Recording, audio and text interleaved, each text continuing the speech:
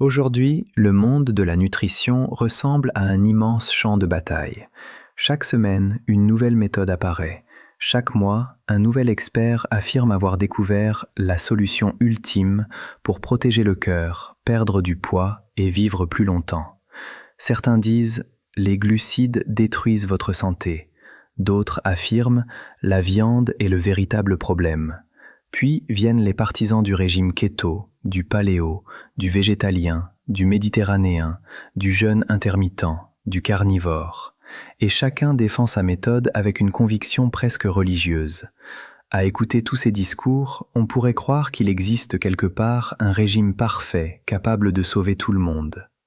Mais la réalité humaine est beaucoup plus complexe, car le corps humain n'est pas une machine identique pour chaque individu. Chaque personne possède un métabolisme différent, un mode de vie différent, une génétique différente, un niveau de stress différent, des habitudes différentes, une histoire émotionnelle différente. Et surtout, un niveau différent de discipline et de capacité à maintenir des changements sur le long terme. C'est ici que beaucoup de régimes échouent, parce qu'un système extrêmement strict peut produire des résultats rapides, mais il devient souvent impossible à maintenir durablement. Pendant quelques semaines, la motivation est forte, le corps change, les analyses s'améliorent, la personne se sent puissante. Puis progressivement, la fatigue mentale apparaît, les frustrations augmentent, les anciennes habitudes reviennent, les excès recommencent, et parfois, les dégâts reviennent encore plus violemment qu'avant. C'est l'un des plus grands pièges des régimes modernes. Il crée souvent des cycles extrêmes. Restriction, contrôle, fatigue, craquage, culpabilité, puis retour au point de départ. Or, la santé cardiovasculaire ne se construit pas dans les extrêmes. Elle se construit dans les habitudes répétées pendant des années. Le cœur ne réagit pas seulement à ce que vous mangez aujourd'hui. Il réagit à ce que vous répétez pendant des décennies. Voilà pourquoi un mode de vie imparfait mais stable sera presque toujours plus bénéfique qu'un régime parfait impossible à suivre. Parce qu'au final, la meilleure alimentation est celle que vous pouvez transformer en mode de vie permanent.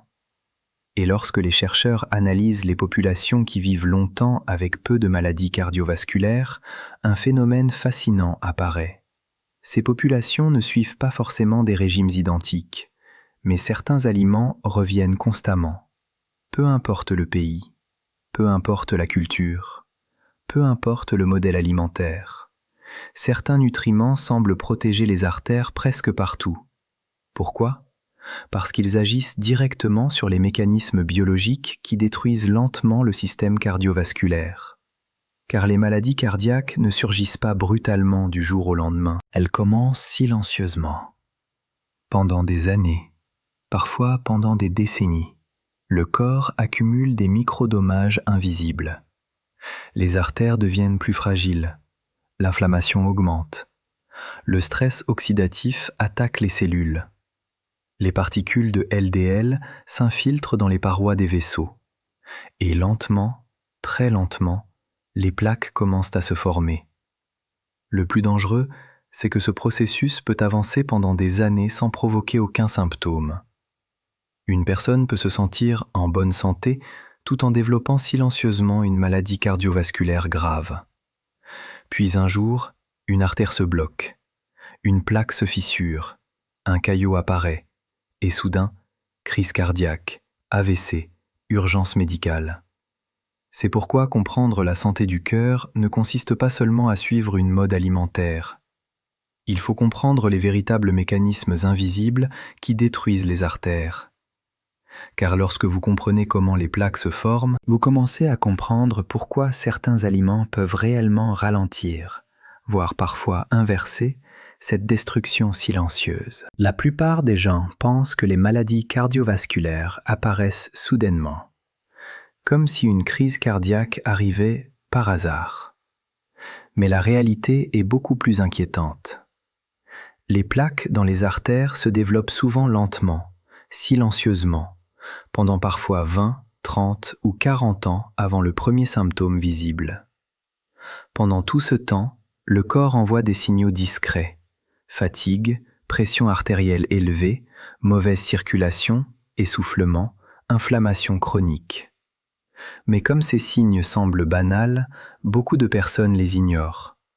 Et pourtant, à l'intérieur des artères, une véritable guerre biologique est déjà en cours. Tout commence avec l'endothélium. L'endothélium est une couche extrêmement fine qui recouvre l'intérieur des vaisseaux sanguins. Cette couche agit comme une protection intelligente. Lorsqu'elle fonctionne correctement, elle aide les artères à rester souples, améliore la circulation du sang, réduit les inflammations, empêche les caillots, protège les vaisseaux contre les agressions. Mais cette protection peut être progressivement détruite. Le stress chronique, les excès de sucre, la cigarette, l'hypertension, les aliments ultra transformés, le manque de sommeil, l'inflammation permanente et le stress oxydatif agressent continuellement cette barrière fragile. Petit à petit, l'endothélium se fissure, et lorsque cette protection devient vulnérable, les particules de LDL riches en ApoB commencent à pénétrer dans la paroi des artères. Mais le vrai problème n'est pas seulement la présence du LDL. Le danger commence lorsque ces particules restent piégées suffisamment longtemps pour s'oxyder. L'oxydation transforme alors ces particules en substances hautement inflammatoires. Et à ce moment précis, le système immunitaire entre en alerte. Le corps croit détecter une menace. Des cellules immunitaires appelées macrophages affluent alors dans les artères pour nettoyer les dégâts. Mais ce mécanisme de défense finit par aggraver le problème. Les macrophages absorbent le LDL oxydé, puis se transforment progressivement en cellules graisseuses inflammatoires. C'est ainsi que les premières plaques commencent à apparaître. Au début, elles sont petites, presque invisibles. Puis, année après année, elles grossissent. Les artères deviennent plus rigides. Le passage du sang se rétrécit. L'oxygène circule moins bien. Et pendant ce temps, la personne peut continuer à vivre normalement, sans imaginer qu'une bombe silencieuse grandit dans son propre corps. Le plus dangereux, c'est qu'une plaque ne tue pas forcément parce qu'elle est énorme. Parfois, les plaques les plus dangereuses sont instables. Elles possèdent une surface fragile capable de se fissurer brutalement. Lorsque cela arrive, le corps tente immédiatement de réparer la fissure. Il forme alors un caillot sanguin. Mais ce caillot peut soudainement bloquer totalement une artère. Et en quelques secondes seulement, une partie du cœur cesse d'être alimentée. Une zone du cerveau manque d'oxygène, les tissus commencent à mourir. C'est alors que surviennent la crise cardiaque, l'AVC ou parfois la mort subite. Voilà pourquoi protéger le cœur ne signifie pas simplement faire baisser le cholestérol. La réalité est beaucoup plus profonde. Il faut aussi calmer l'inflammation chronique, réduire le stress oxydatif, protéger l'endothélium, améliorer l'oxyde nitrique, stabiliser les plaques, équilibrer la réponse immunitaire, limiter les agressions répétées contre les vaisseaux. Et c'est précisément ici que l'alimentation devient extraordinairement puissante.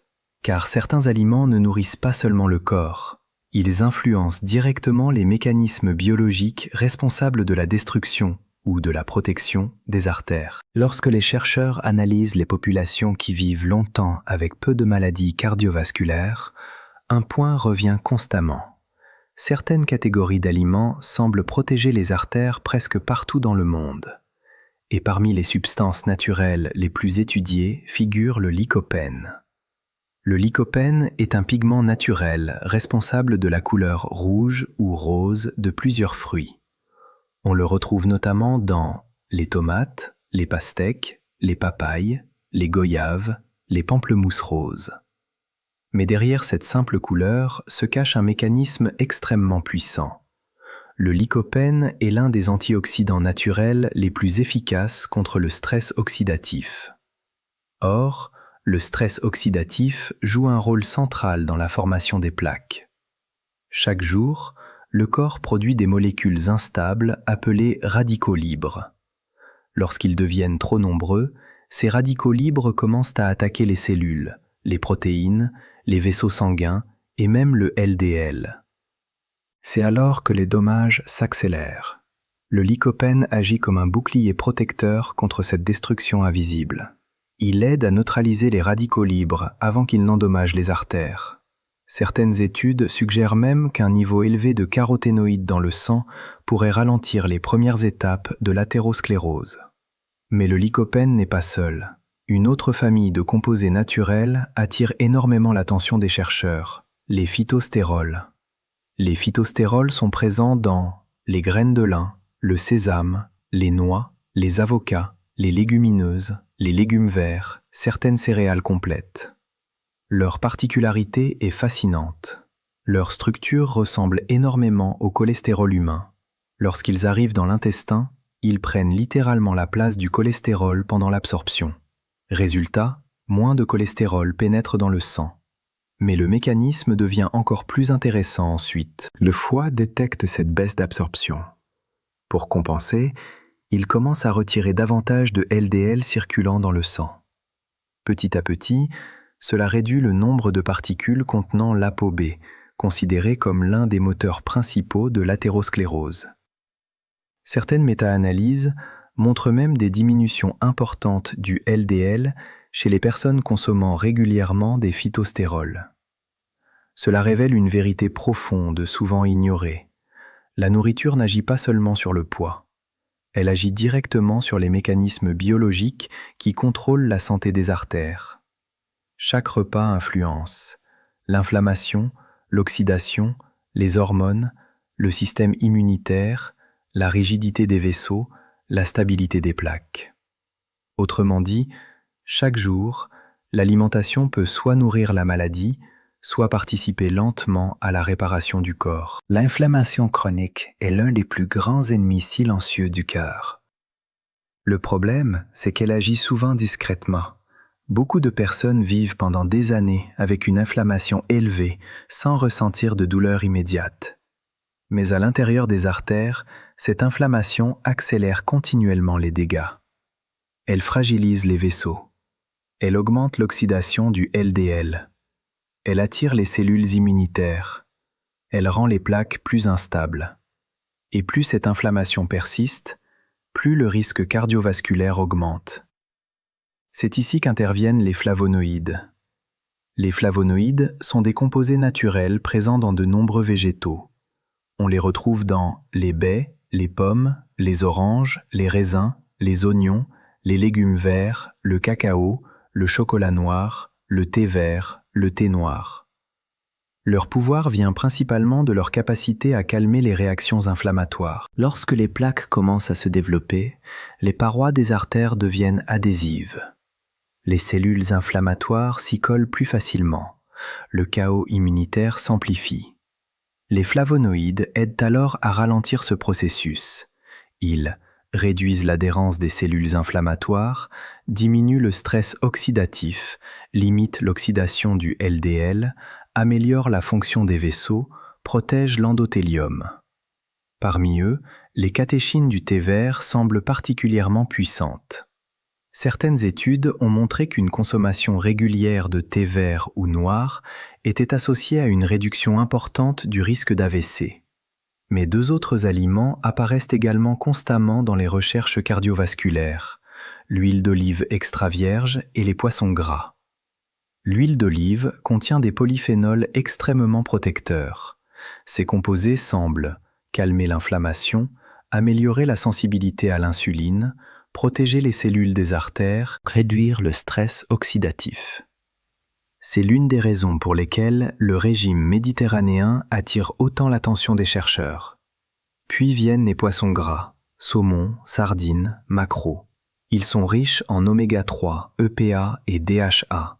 Ces graisses jouent un rôle immense dans la stabilité des plaques. Elles semblent calmer le système immunitaire, améliorer l'oxyde nitrique, fluidifier légèrement la circulation, réduire les inflammations, diminuer le risque de rupture des plaques. Et cela est fondamental, car une plaque stable est beaucoup moins dangereuse qu'une plaque fragile prête à se fissurer brutalement.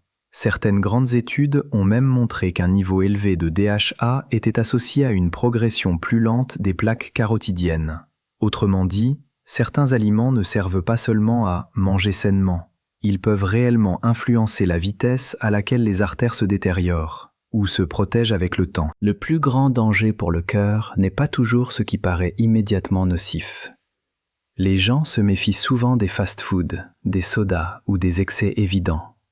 Mais les aliments les plus dangereux sont parfois ceux qui portent une image saine.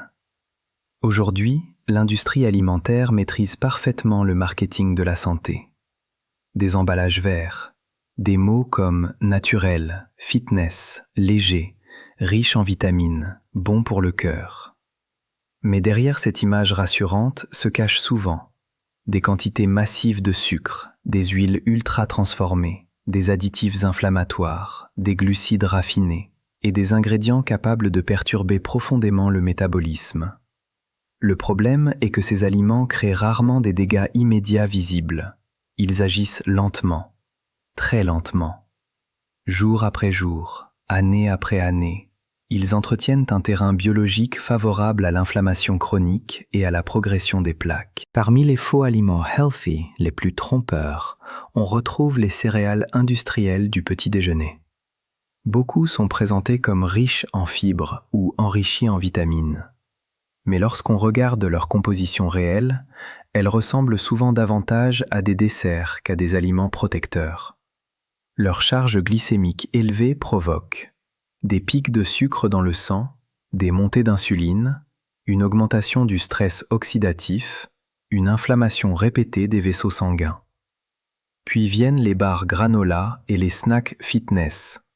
Le packaging donne l'impression d'un produit sain, mais beaucoup contiennent des sirops sucrés, des huiles raffinées, des arômes industriels, des sucres cachés sous différents noms. Le problème est que ces aliments activent constamment les mécanismes biologiques impliqués dans les maladies cardiovasculaires. Et souvent, les gens les consomment sans culpabilité, pensant protéger leur santé. Les yogurts aromatisés représentent également un piège extrêmement fréquent. Certains contiennent autant de sucre qu'un dessert industriel. Le yaourt nature peut être intéressant, mais lorsqu'il est mélangé à des quantités massives de sucre, ses bénéfices deviennent beaucoup plus limités. Puis, il existe un autre danger silencieux, les boissons naturelles. Les jus de fruits industriels sont probablement l'un des exemples les plus trompeurs. Beaucoup pensent « c'est du fruit, donc c'est sain ». Mais biologiquement, le problème est beaucoup plus complexe. Même sans sucre ajouté, ces boissons concentrent énormément de fructose sous une forme liquide absorbée extrêmement rapidement. Et surtout, les fibres protectrices présentes dans le fruit entier ont presque disparu. Or, les fibres ralentissent normalement l'absorption du sucre. Sans elles, le glucose et le fructose arrivent brutalement dans le sang. Résultat, pic glycémique, hausse d'insuline, augmentation du stress oxydatif, inflammation des vaisseaux, perturbation du métabolisme. À long terme, ce terrain inflammatoire favorise directement la progression de l'athérosclérose. Le plus inquiétant, c'est que les dégâts cardiovasculaires proviennent rarement d'un seul énorme excès. Le cœur souffre surtout d'agressions répétées. Un excès de sucre aujourd'hui, un manque de sommeil demain, du stress chronique, des aliments ultra transformés, une inflammation permanente. Et pendant des années, les artères encaissent silencieusement ces micro-dommages, jusqu'au jour où le système commence à céder. Voilà pourquoi protéger son cœur ne consiste pas seulement à éviter quelques aliments mauvais. Il faut aussi apprendre à reconnaître les faux aliments sains qui entretiennent discrètement l'inflammation et accélèrent le vieillissement des artères. Car certains produits ne détruisent pas le corps brutalement. Ils le détruisent lentement, dans le silence. L'alimentation joue un rôle immense dans la santé cardiovasculaire, mais elle n'est qu'une partie de l'équation. Le corps humain fonctionne comme un système complet. Le sommeil, le stress, l'activité physique, la récupération, la respiration, les habitudes quotidiennes, tout influence directement les artères.